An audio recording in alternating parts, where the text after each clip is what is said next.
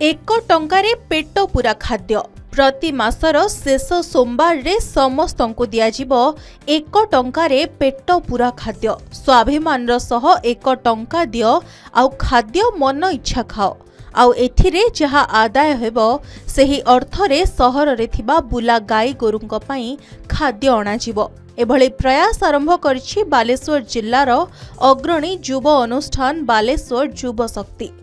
मनीष पाई तो योजना पर योजना जन्म ठारू मृत्यु पर्यंत सबु योजना सरकार 5 टंकारे सुषम खाद्य जोगाई देउछंती लोकोंक पई हेले बुला गाई गोरुंक कथा किए पचारे। विभिन्न सहर मानंकरे बुला गाई गोरुंक खाद्य पई विभिन्न व्यवस्था रहिछि हेले सेगुड़िक सठिक ढंगरे पालित हेउछि कि नाही केही जानि पारुनाहांती। हेले मनीष सह बुला गाई गोरुंक कथा को विचार करी बालेश्वर सहरर अग्रणी युव संगठन बालेश्वर युव शक्ति ने एक अभिनव पदक्षेप स्वाभिमान सह एक टंका दियो आउ पेट पूरा खाई जाओ। बालेश्वर टेक्निकल फील्ड रे बालेश्वर युव शक्तिर एभली कार्यक्रम रे बहु लोकों को भीड़ देखा मिलता। वर्तमान देखा गले लोकंर दरदाम जो वृद्धि रोचे आम चेष्टा करूँ केमी आम छोट प्रयास कर अन्नपूर्णा योजना रे भोक भोकटा मेंटी जाऊ से आम कहीं लोक समस्त पचार जहाँकि 1 टଙ୍କା कहीं कल कहीं मागणा कलनि 1 टंकाटे देकी निज स्वाभिमान सह खाइबे है आँखि टेकी माने मन स्वाभिमान सह खाइबे। 2 रोज 1 टंकाटा गो प्रति गो सेवा प्रति जो उत्सर्गी हम गोमाता प्रति भल पाइबा रहिबो आ गोमाता रक्षा करने उत्साहित कर अरेंजमेंट आमर प्रति मासर शेष सोमवार आम सोमवार कि मंगलवार रे आम खाद्य देवु टंकाटे गोटे गोटे टंका नहीं खाद्य देवा टंकाटा आम ये करूँ जे गोमाता सेवा करने से टंकाटा उद्दिष्ट रही।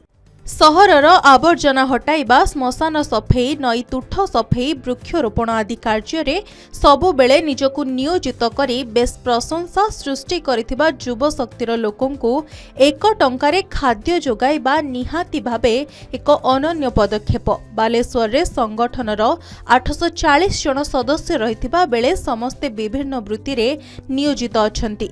मास शेषरे समस्ते पुंजीरु किछि किछि अर्थ प्रदान करी सामाजिक और गरीब कल्याण कार्य रे नियोजित करिथांती जहा फलरे उत्साही युवक माने निजे आत्मसंतोष लाभ करिबा सह समाज सेवारे निज अर्थ को लगाई पारिथांती।